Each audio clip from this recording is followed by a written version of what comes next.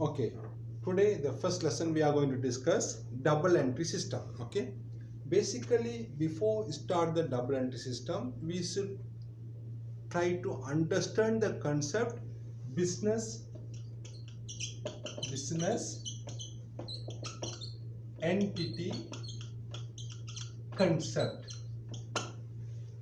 Basically, you know this one, business entity concept.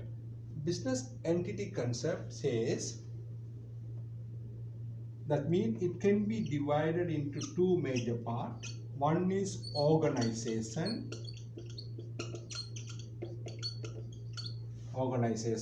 The second one is owner. Okay. First of all, we should understand the difference between organization as well owner. Because if we don't understand this concept between these two, we will make mistakes simply.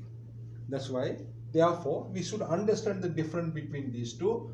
Who is owner? Owner means the person who starts business, who invests his money in the business, we call owner. Organization means the person who start the business, then he is running the business, right? When he is running the business, the place is called as organization, right? Now we know the difference between these two, but when you come to the accounting systems, double entry system, we should focus only organization but not owner. Clear? This concept you have to keep in mind every time. The organization is very important part, important role. Okay, now if we divide this one is debit, another one is credit. Okay, what is these two things, debit and credit? Basically, if we take any transaction, that transaction itself has two effects. One is debit, another one is credit. Okay, debit, simple form we can write DR. Credit we can write CR. Now what is debit, what is credit? We have to understand.